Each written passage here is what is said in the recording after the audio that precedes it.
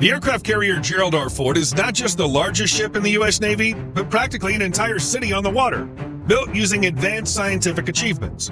The commissioning of this giant marked a new era in the development of military equipment aimed at global U.S. dominance on water. But in today's geopolitical showdown, will one supercarrier be enough to contain China's ambitions in the Pacific? Let's find out in today's video.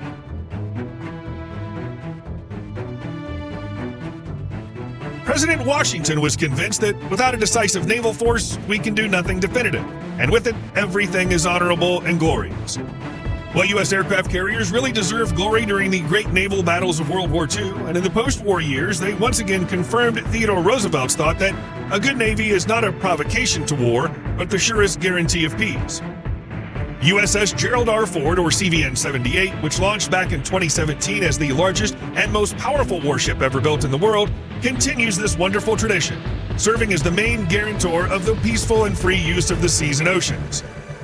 It's not for nothing that this aircraft carrier is given the prefix Super, as it's 10 times larger than the USS Langley, the first aircraft carrier in U.S. history, converted from a regular coal ship by 1922, and is capable of containing 3 football fields due to its insane length of 1,092 feet. Construction of the Ford class, once begun as the CVN-21 program, began in the summer of 2005 when Northrop Grumman ceremoniously cut steel for a 15-ton plate that would later become part of the carrier's side hull. The construction of the giant was entrusted to the only shipyard in the United States capable of building nuclear aircraft carriers, Newport News Shipbuilding in Newport News, Virginia. Where there's a grand ship, there's a corresponding price. Therefore, since the first contract of $2.7 billion in 2005, the final cost of the aircraft carrier quickly ballooned to $12.8 billion and another $4.7 billion for research and development. A grand total, $17.5 billion.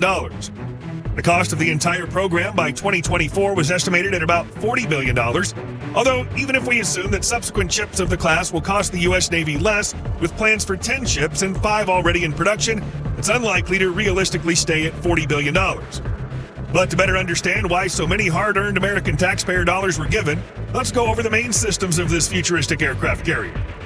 With 100,000 tons of displacement, the ability to transport up to 90 aircraft and accommodate more than 4,500 crew members, all these and dozens of other impressive capabilities of the ship would have been impossible without fueling by 2 Bechtel A-1B nuclear reactors with a thermal power of about 700 megawatts, which is 25% more than the A-4W installed in the predecessor, USS Nimitz, the vessel that the USS Ford is intended to replace.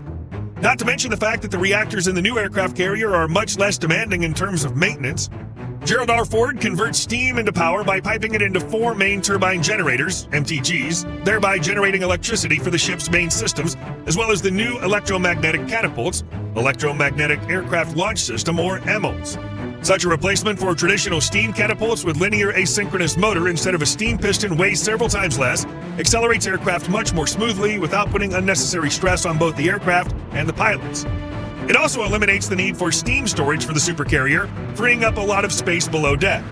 Additionally, by using EMLS in tandem with an innovative braking system called Advanced Resting Gear, AG, the number of sorties per day increased by 25%. Moreover, this is rather a bonus since the main task of AG, which replaced hydraulics, was to reduce the load on the hulls of the latest combat and reconnaissance UAVs. And in order to quickly rearm these same aircraft based in the USS Ford Air Wing, advanced weapon elevators, are needed, which were both a breakthrough and a headache for the fleet. Their task is to ensure the fastest possible transportation of ammunition on a ship from the storage and assembly site directly to the aircraft that'll be armed with it. Due to the clever placement of the elevators, ammunition will not cross any air wing movement zones, minimizing possible traffic problems in hangars and on the flight deck, making rearmament possible in minutes instead of hours. And although certain problems had been showing up since 2016 regarding their performance, by 2021, the last of the 11 AW was brought into combat-ready condition. Well, where would we be without the latest sensors and self-defense systems? The aircraft carrier received the latest dual-band radar, DBR, being developed by the Raytheon team for another futuristic U.S. Navy ship, the Zumwalt class. It's funny that Zumwalt itself decided to abandon in its order to reduce the cost of production of already expensive ships, but CVN-78 Gerald R. Ford left it. Although the next ship, CVN-79 John F. Kennedy, instead of the DBR at a cost of $500 million, they decided to install Enterprise Air Surveillance Radar, ESR, saving about $180 million. In June 2021, Gerald R. Ford completed its first full-scale impact test 100 miles from Ponce Inlet, Florida. To do this, the Navy detonated 40,000 pounds of TNT underwater near the aircraft carrier. The ship passed it with dignity, requiring only 20% of the repair work initially expected by the service as a result of the tests. But one party who definitely did not appreciate such tests, besides fish of course, was the U.S. Geological Survey, which subsequently recorded an earthquake measuring 3.9 on the Richter scale. In the spring of 2022, Ford finally departed on its first deployment to Europe, safely leaving its home port in Norfolk, Virginia. Shortly before this, the aircraft carrier conducted a short-term operational deployment in the Atlantic, which included exercises with European allies and partners, Task Force Exercise. Although the U.S. Navy itself soon admitted that this was more likely a stress test of the overall capabilities of the CVN-78, in May 2023, Ford arrived in Oslo, Norway to participate in NATO exercises, welcomed the Norwegian Crown Prince on board, and then set off for the Arctic, visiting Croatia and Italy on the way back. As the ship's voyage nearly came to an end, its carrier group, along with USS Dwight D. Eisenhower CVN-69, was urgently deployed to the eastern Mediterranean to support regional containment efforts. This happened the day after Hamas attacked Israel. But after Hamas and Iran got a clear signal that the Democracy Navy was not kidding, Ford successfully returned to Norfolk in January of 2024 after spending 239 days away from home. During this time, the supercarrier sailed more than 83,476 nautical miles, carried out 43 resupply operations, and its air wing flew more than 10,396 combat sorties. However, while the USS Ford was traveling, China didn't sit idly by and instead recreated a replica target of the American aircraft carrier at a training ground in Taklamakan Desert, Xinjiang Province. This was recorded on satellite images from Planet Labs on January 1st, 2024, but based on images taken earlier, work on the model started back in November 2023. Furthermore, Planet Labs discovered additional targets that strongly resemble American Arleigh-Burke-class destroyers. The target's more than 1,000 feet long, and the design is virtually identical to the Ford, with an island located closer to the stern than the Nimitz carriers and 4 ejection tracks marked on the target deck. To more accurately simulate a ship in motion, the Chinese even made something resembling a rail system that allows you to move targets to practice missile strikes on them. With the number of DF-26 medium-range ballistic missiles rising sharply from 300 in storage in 2021 to more than 500 by 2022, this has obviously caused some concern in the U.S. The estimated range of these missiles is from 620 to 1,860 miles, due to which they were dubbed Guam killers, due to the potential for striking U.S. forces on the Pacific island of the same name, although this title was very soon changed to aircraft carrier killers due to their anti-ship role. But perhaps the biggest threat to Ford is the Chinese DF-21D hypersonic anti-ship missile. Once launched, it follows a trajectory similar to that of an intercontinental ballistic missile, soaring into low Earth orbit before deploying a hypersonic glide vehicle whose speed can reach up to Mach 10 during the controlled descent phase. This, coupled with a range of over 1,240 miles, could create an area denial bubble of a 1,200-mile radius around each launch platform located along the Chinese coast.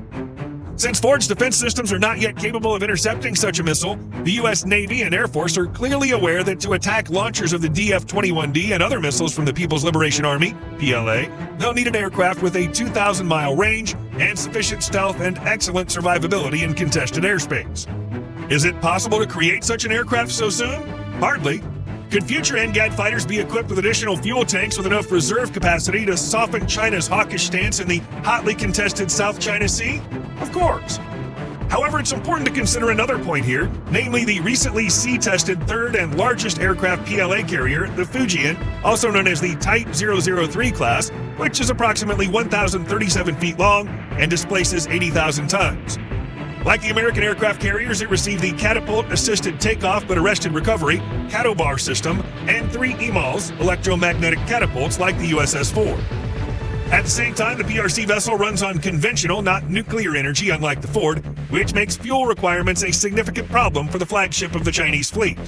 But the devil is that Fujian can launch and recover Xi'an KJ-600 airborne early warning AWACS aircraft, which closely resemble the U.S. Navy's Grumman E-2D Hawkeye. Such an ace in the hole of the PLA Navy will allow their task force to operate independently away from Chinese territory with a powerful airborne radar overhead, providing comprehensive awareness of what's happening on the battlefield. Simply put, like U.S. Navy aircraft carriers, a Chinese aircraft carrier will have hundreds of miles of command and control around it. Against the backdrop of such news, experts said that displacement in engines, although they play an important role, concern them much less than what a Chinese aircraft carrier is capable of carrying on board.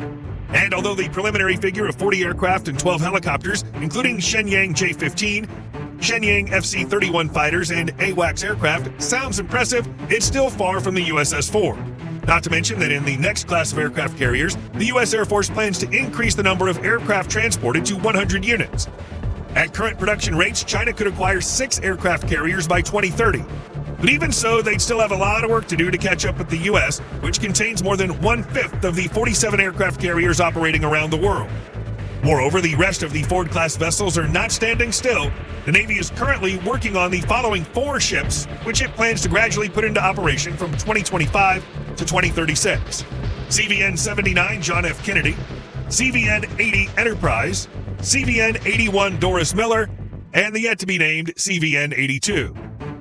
And now let's further supplement them with the latest F-35 fighters of various modifications, their loyal wingman in the form of various combat and reconnaissance drones, and the latest NGAD fighters, resulting in a whole floating universal airfield.